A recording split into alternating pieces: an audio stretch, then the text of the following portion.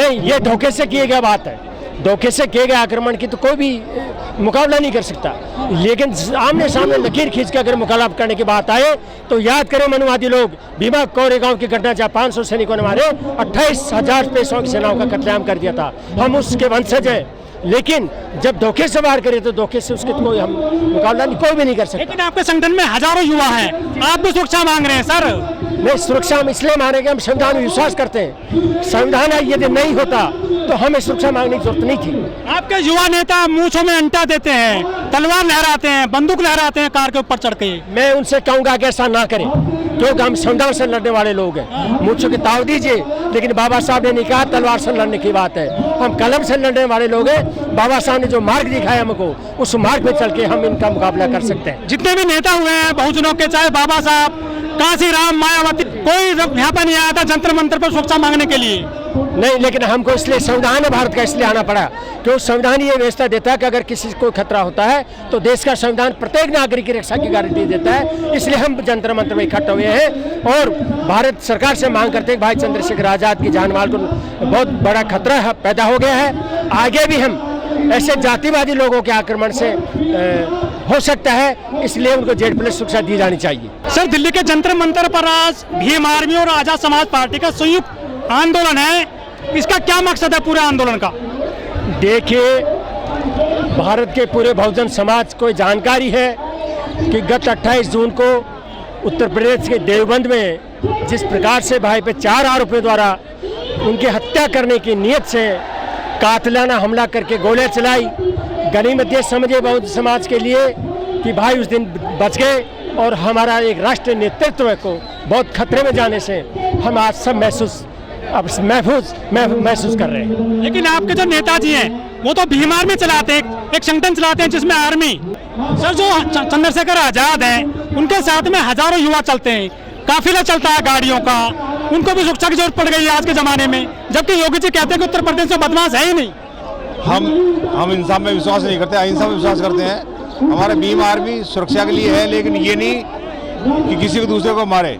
अब अकेला आदमी जो जा रहा है कहीं किसी कार्यक्रम में, उस समय धोखे से वार किया गया, सामने आकर के तो अभी वो वार करके दिखाए कोई ऐसा आदमी, तब देखे उसको। लेकिन चंद्रशेखर पूरे देश में जाते हैं, जहाँ भी उत्पीड़न होता है, कहीं जो है अत्याचार होता है बहुजनों पे, दलितों पे, तो वो कैसे सुरक्षा कर पाएंगे? अब लोगों की कैसे मदद कर पाएंगे देश में जो खुद उन पे हमला होगा?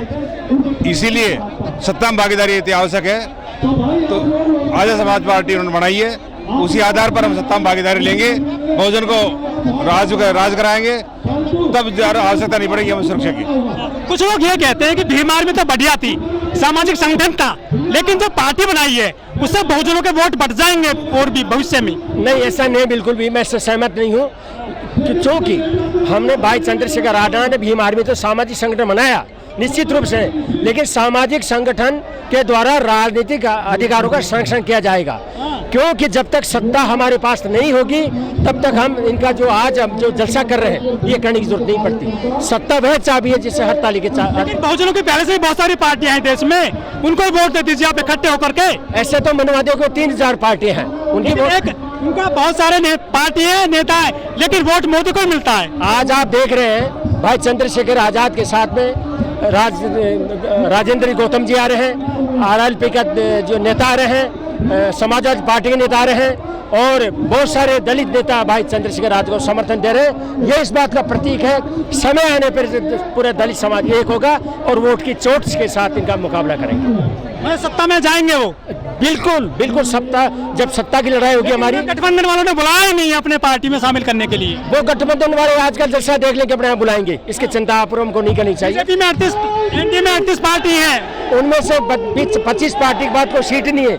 बीजेपी के पास खोने के लिए बहुत कुछ है, क्योंकि जिन लोगों को उन्होंने, जिन राजनीतिक दलों को उन्होंने अपने एनडीए में शामिल किया है, उनका कहीं कोई वजूद नहीं है। बीजेपी को ही उनको कुछ देना पड़ेगा, बीजेपी को कुछ दे नहीं सकते, ना दे सकते। इसलिए उनका जो गठबंधन है ये केवल संख्या की होड़ बता सकते हो, लेकिन उनके पास में जो मत कहीं नहीं उनके पास, इसलिए इनका जो गठबंधन धोखा छलावा। कुछ लोग कह रहे हैं कि सर ये जो पार्टी बन रही है बहुत सारी दलितों की, इससे वोट बढ़ रहा है, सफलता मिलेगी नहीं, सत्ता में नहीं आएंगे आप। ये बिल्कुल गलत है। ये सत्य नहीं है। जितनी पार्टियां जो बन रही है ये सारी सामाजिक संगठन की है और पार्टी सिर्फ एक ही है, और वो बहुजनों की जो पार्टी है जो भाई चंद्रशेखर जी ने बनाई है, आजाद समाज पार्टी, और उसी पार्टी को जो वोट जाएगा बहुजनों का। SC ST और लोग कहते हैं कि ये वोटों को बांट रहे हैं बहुजन समाज की पार्टी। कतई नहीं, ये गलत है। कोई मतलब है कि जो नहीं बट रहा है इससे, सब एक जगह है। कई मतलब है कि जो कहीं नहीं बट रही है। सिर्फ जो है सिर्फ एक ही पार्टी को जाएगा बहुजनों का। या तो अब ये निर्णय होगा, या तो ये बहुजनों की नेता मायावती जी होगी या चंद्रशेखर जी होंगे, और आज ये स्पष्ट हो जाएगा। सुरक्षा देगी सरकार लग रहा है बिल्कुल। आज मतलब है कि जो बहुजनों के सामने है ये तय हो जाएगा, ये निश्चित हो जाएगा कि कौन मतलब है कि जो बहुजनों की पार्टी का मुखिया होगा, और वोट उसी को जाएगा। वोट जी सर, क्या कहाँ से हैं सर आप? मैं हीरालाल बैरवा, मिशन 70 राजस्थान का कोषाध्यक्ष हूँ। आप कहते हैं बहुत अत्याचार है दलितों पर। बिल्कुल बिल्कुल अत्याचार हो रहा है, हमारे राजस्थान में भी बहुत हो रहा है। और भाई ने कम से कम 3-4 बार इंद्र मेघवाल, जितेंद्र मेघवाल और ओम प्रकाश रैगर, एक वो भील एक नवीब ने उसकी हत्या कर दी गई थी। उनको अन्याय की हत्या कर दी गई है। उनको 2 लड़कियों की हत्या कर दी गई रैप करने के बाद में। हाँ, वो भी अभी बिल्कुल बिल्कुल ऐसा घटना भी हुई है। इतनी सारे घटना होने के बाद हमारा भाई चंद्रशेखर ने बहुत संघर्ष किया, लेकिन सरकार ने कोई ध्यान नहीं दिया, और कोई मतलब किसी तरह की जिनके ऊपर अत्याचार हो उनको कोई सहायता नहीं प्रदान की, न कोई किसी तरह की सुरक्षा प्रदान की। तो ये क्यों की गई? ये इसलिए कि हमारा कोई सत्ता में नहीं है।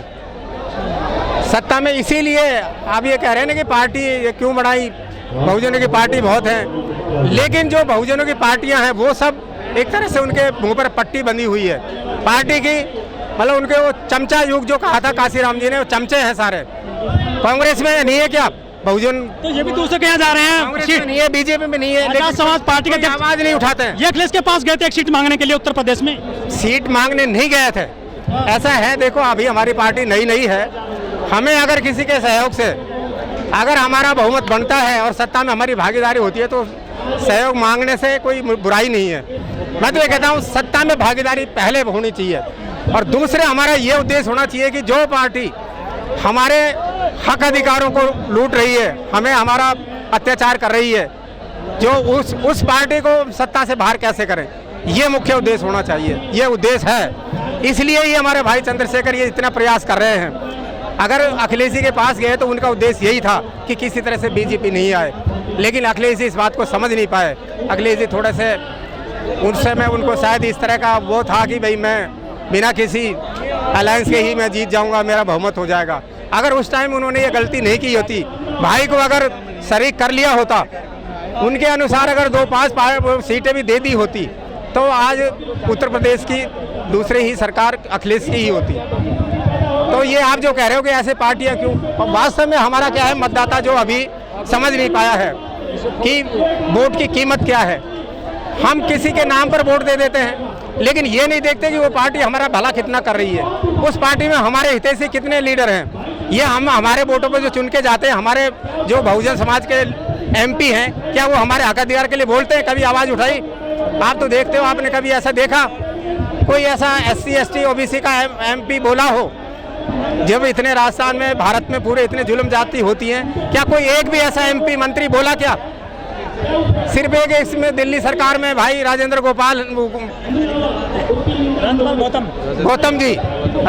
गौतम जी, उन्होंने सिर्फ एक 22 प्रतिज्ञा, एक जो प्रोग्राम था जय भीम मिशन का, उसमें सिर्फ उपस्थिति थी उनकी। उसमें देखो मनवादियों को कितनी जलन हुई कि ये मतलब इसको हमारे जो देवता हैं इनका अपमान कर रहे हैं। लेकिन वास्तव में ये है कि 22 प्रतिज्ञा जो हैं, अगर उसको समझा जाए तो 22 प्रतिज्ञा जो बाबा साहब की हैं वो समता और न्याय के प्रति हैं। उसमें अगर ये कहा गया है कि भाई ब्रह्मा विष्णु महेश को नहीं मानना है, तो उसमें ये भी कहा गया है कि हमें समता का, न्याय का, सत्य अहिंसा जो पंचशील का सिद्धांत है उसका पालन करना है। हमें किसी पाखंडवाद में नहीं जाना है। वास्तव में देखा जाए तो जो ये कहा कि पाखंडवाद, किसी भी हमें पाखंडी से ये कोई ऐसे क्रियाक्रम नहीं कराना है। तो सबसे बड़ा चीड़ उनको इस बात से है कि हमारा धंधा ही चौपट हो जाएगा। तो ये जो चल रहा है हमारे बहुजन समाज को, बहुजन मतदाताओं को यही समझने की जरूरत है। एक प्रसंग मुझे याद आ रहा है, जब कॉन्स्टिट्यूशन लागू हुआ था तो एक कांग्रेस के लीडर ने बाबा साहब से कहा था कि आज अम्बेडकर साहब बहुत खुश नज़र आ रहे हो। तो बाबा साहब ने कहा कि मैं खुश इसलिए नज़र आ रहा हूँ कि आज मैंने वो व्यवस्था कर दी है कि अब रानी के पेट से राजा पैदा नहीं होगा, अब बैलेट बॉक्स से राजा पैदा होगा। तो उन्होंने इसका एक जवाब दिया। बाबा साहब ने कहा कि ये आप सही कह रहे हो। तो उस लीडर ने ये कहा कि आप अम्बेडकर साहब, आपको ज़्यादा खुश होने की ज़रूरत नहीं है, हम आपके वोटों को खरीद लेंगे। तो उन्होंने ये कहा, एक सेकंड, उन्होंने ये कहा कि जिस दिन मेरा बहुजन समाज का मतदाता अपने वोट की कीमत समझ जाएगा, उस दिन तुमसे ज़्यादा बड़ा कोई भिखारी नहीं होगा। तो वास्तव में हमें वोट की कीमत समझनी है और सत्ता में भागीदारी करनी है, और ये जो हमारी पार्टी, जो हमारी दुश्मन है, उसको सत्ता से बाहर करना है। जय भीम। क्या नाम है? देखिए, मेरा नाम लाल सिंह है, मैं किराड़ी से हूँ। और हमारे ये आज़ाद भाई हैं जो हमारे, अभी तक बहुजन पार्टी में बहुत से नेता आए और बहुत से नेता आएंगे, लेकिन अभी तक कोई परिवर्तन नहीं आया। तो हमें एक तरह से परिवर्तन ले आना है।